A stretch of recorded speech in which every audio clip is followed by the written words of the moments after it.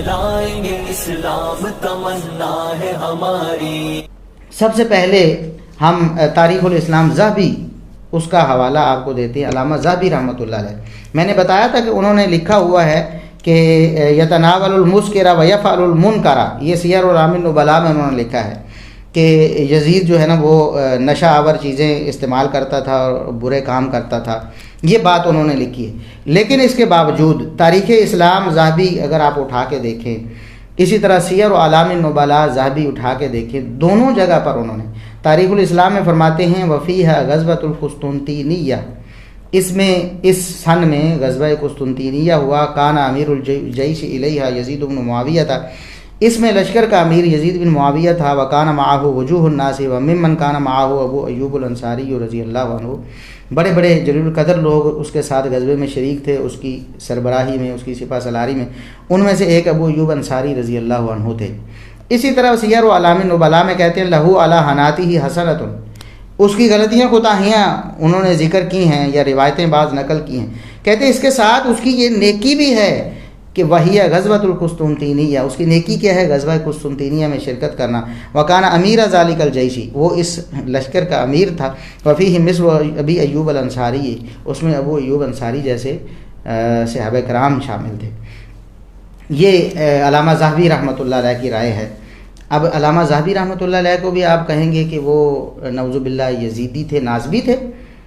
جس طرح انجینئر محمد علی مرزا صاحب کہتے ہیں جی یزید بن معاویہ کے جھوٹے فضائل بیان کرنے والے یزیدی ہوتے ہیں، ناسبی ہوتے ہیں۔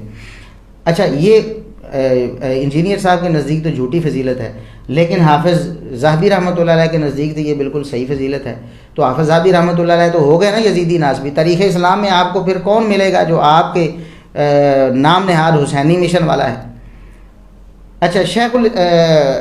ہم چلیں شیخ الاسلام ابن تیمیہ رحمۃ اللہ علیہ کا نام بھی آ گیا ہے، ان کا حوالہ بھی پیش کر دیتے ہیں۔ منہاج السنہ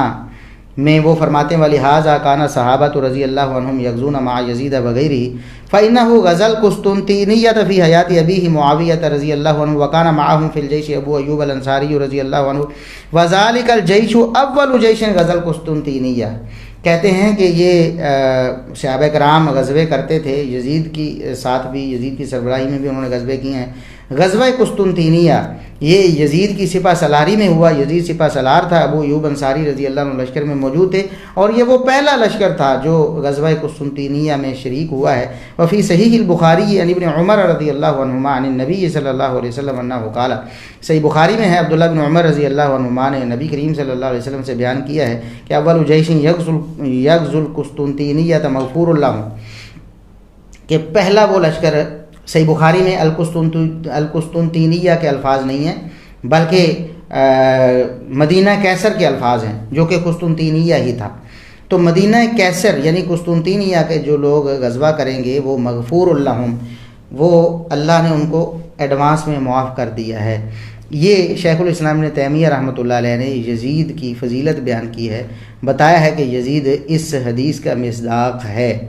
اب دیکھیں جو بعض اہل حدیث بھی اس طرح کی باتیں کرتے نظر آتے ہیں کہ یزید کی فضیلت بیان کرنا ناسبیت ہے اور یزیدیت ہے، اور پھر وہ اس طرح کی باتیں تمہارا حشر یزید کے ساتھ ہو جی، پھر شیخ الاسلام ابن تیمیہ رحمۃ اللہ علیہ کے بارے میں آپ کیا کہیں گے؟ میں صرف اہل حدیثوں سے مخاطب ہوں۔ روافظ اور نیم روافظ جو افراخ الروافظ ہیں، افراخ الروافظ ہیں، روافظ کے چوزے جو ہیں، میں ان سے مخاطب نہیں، وہ شیخ الاسلام ابن تیمیہ رحمۃ اللہ علیہ کے دشمن ہیں، کیونکہ انہوں نے منہاج السنہ جیسی ایک عظیم الشان کتاب قیامت تک کے لیے روافظ کے منہ بند کرنے کے لیے لکھ دی۔ قیامت تک آنے والا ہر سنی مسلمان اس سے فائدہ اٹھائے گا اور روافظ کی کمر توڑے گا، دلائل وہاں سے لے کر، لہٰذا ان کو تو پسند ہی نہیں ہے شیخ الاسلام ابن تیمیہ رحمۃ اللہ علیہ۔ لیکن جو کہتے ہیں کہ ہمارا مذہب اور ہمارا موقف شیخ الاسلام ابن تیمیہ والا ہے، وہ اب اسٹیج پر، ممبر پر یہ کہتے ہیں کہ میرا موقف شیخ الاسلام ابن تیمیہ والا ہے، اور پھر کہتے ہیں کہ یزید کی فضیلت بیان کرنا ناسبیت ہے، تو یہ شیخ الاسلام ابن تیمیہ رحمۃ اللہ علیہ نے منہاج السنہ میں لکھا ہے کہ یزید جو ہے یہ پہلے لشکر کا امیر تھا، اور پہلے لشکر کو مغفور اللہم کہا گیا نبی کریم صلی اللہ علیہ وسلم کی حدیث میں۔ اسی طرح حافظ ابن حجر رحمۃ اللہ علیہ نے امام محلب سے یہ قول نقل کیا ہے کہ فی ھذا الحدیث منقبۃ لمعاویہ لأنہ اول من غزا البحر ومنقبۃ لولدہ یزید لِأَنَّهُ أَوَّلُ مَنْ غَزَا مَدِينَةَ قَيْصَرَ۔ وہ حدیث میں دو ٹکڑے ہیں کہ سب سے پہلے جو غزوہ باہر کرے گا وہ جنتی ہے، اور سب سے پہلے جو غزوہ قسطنطینیہ کرے گا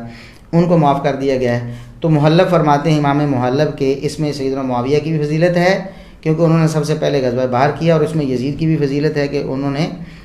سب سے پہلے غزوہ قسطنطینیہ یعنی مدینہ قیصر پر حملہ کیا۔ یہ امام محلب کا قول ہے، تو وہ بھی یزیدی ناسبی ہو گیا آپ کے نزدیک۔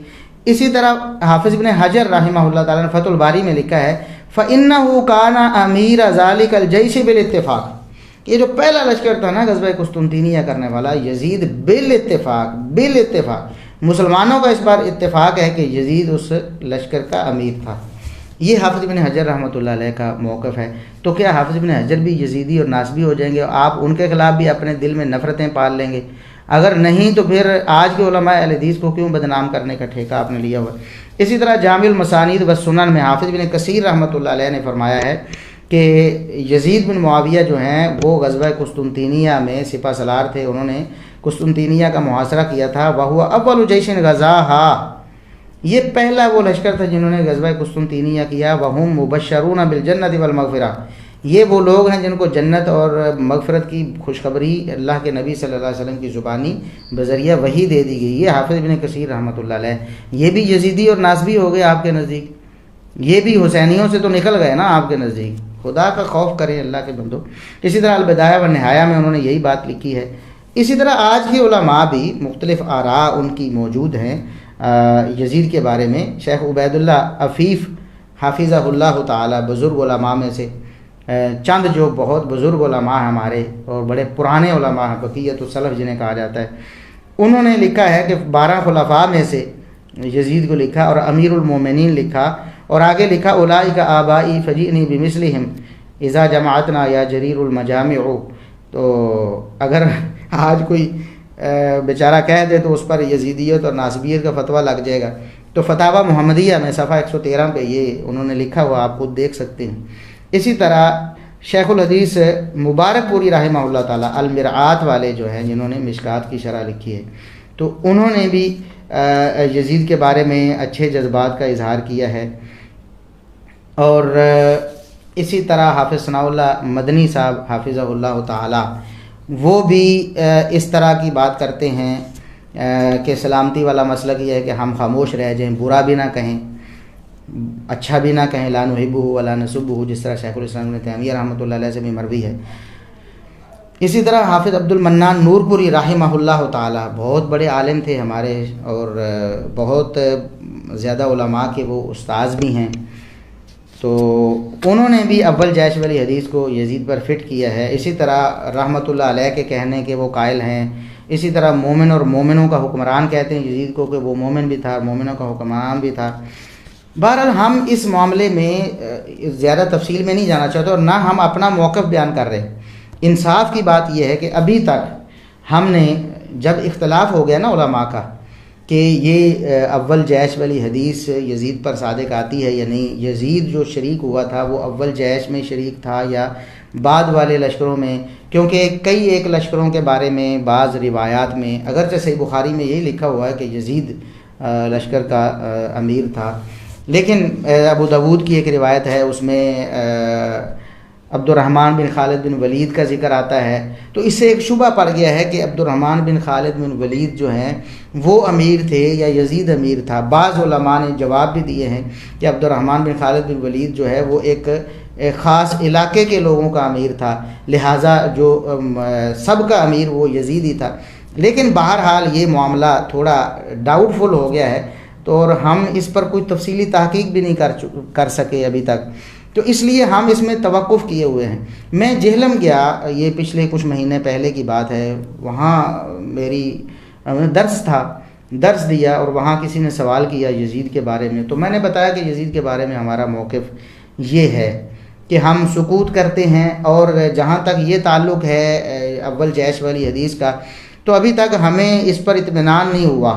کہ یہ یزید پر فٹ ہوتی ہے یا نہیں ہوتی، نہ تو فٹ کرنے والوں کے دلائل اتنا اپیل کر سکے ہیں اور نہ ان لوگوں کے دلائل ہمیں اتنا اپیل کر سکے ہیں جو کہتے ہیں کہ فٹ نہیں ہوتی، یعنی ابھی تک کوئی اس میں ٹھوس بات نہیں ہے۔ تو پھر مجھے اگلے دن یا اس سے اگلے دن فون آیا وہاں جیلم سے ایک بندہ جو مجھے وہاں درس سن رہا تھا،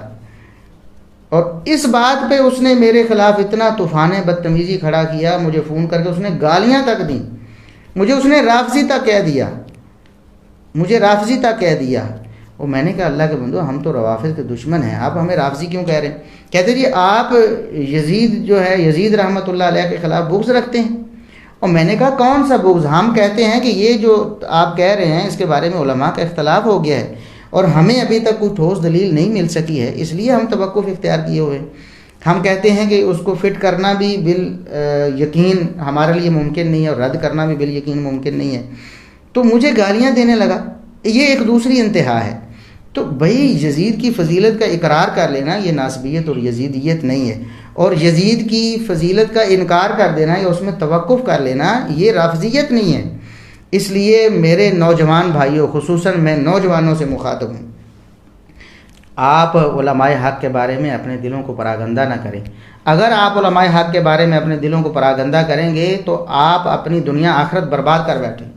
آپ کا مقدر ذلت اور رسوائی ہو جائے گا۔ علماء کے گوشت بڑے زہریلے ہوتے ہیں، یہ ایک بہت بڑے جلیل القدر امام کا قول ہے کہ علماء کے جو گوشت ہوتے ہیں بڑے زہریلے ہوتے ہیں۔ مراد کیا ہے کہ علماء کی غیبت کرنا، ان کو برا کہنا، یہ گوشت کھانے کے مترادف ہے نا، کہ جیسے بندہ کسی مردہ بھائی کا گوشت، قرآن میں بھی ہے نا سورہ حجرات میں، کہ غیبت کرنا ایسے ہی ہے جیسے مردہ مسلمان بھائی کا گوشت کھانا ہے۔ تو علماء کے گوشت بہت زہریلے ہوتے ہیں، یعنی جو ان کی غیبت کرتا ہے نا، یہ علماء کا گوشت یعنی علماء کی غیبت اسے برباد کر کے رکھ دیتی، زہر اس کے جسم میں سرایت کر جاتا ہے اور وہ پھر گمراہ ہو جاتا ہے۔ اللہ کے لیے علماء سے اپنے آپ کو بدظن نہ کریں۔ یزید کو کوئی اچھا کہے یا برا کہے، اس سے اہل حدیثیت میں کوئی فرق نہیں پڑتا ہے، اور یزید پر فضائل کو فٹ کرنے والے بھی موجود ہیں، احادیث کا انتباق کرنے والے بھی موجود ہیں اور انکار کرنے والے بھی موجود ہیں۔ شیخ زبیر علی زئی رحمۃ اللہ علیہ اس حدیث کو فٹ نہیں مانتے تھے یزید پر، اسی طرح وہ دوسری طرف جاتے تھے، اگرچہ ان کے جو قریبی شاگرد تھے شیخ ندیم ظہیر حافظہ اللہ تعالیٰ، وہ بتاتے ہیں کہ عمومی حالات میں، اگرچہ ایک موقع پر انہوں نے یہ باتیں کر دیں، لیکن عمومی حالات میں ان کا موقع بھی یہ تھا کہ سکوت کرنا چاہیے، یزید کے بارے میں خاموش رہنا چاہیے۔ تو بھائی کیوں آپ اس طرح لوگوں کو لڑا رہے ہیں، فیس بک پہ تماشا بنا رہے ہیں؟ جو بھی اصلی اہل حدیث ہوگا، جو بھی محدثین کے راستے پر چلنے والا ہوگا، جو علامہ ذہبی اور علامہ ابن رجب رحمہم اللہ اور اس طرح علماء اہل حدیث کو ماننے والا ہوگا، وہ قطعاً آئندہ سے یزید کی وجہ سے کسی کو اچھا یا برا نہیں کہے،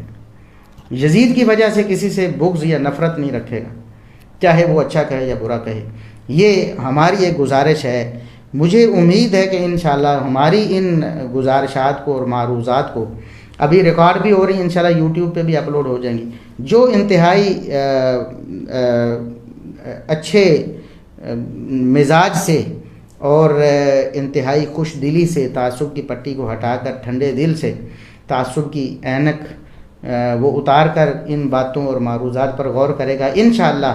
وہ اصلی منہج اہل حدیث پہ آ جائے گا۔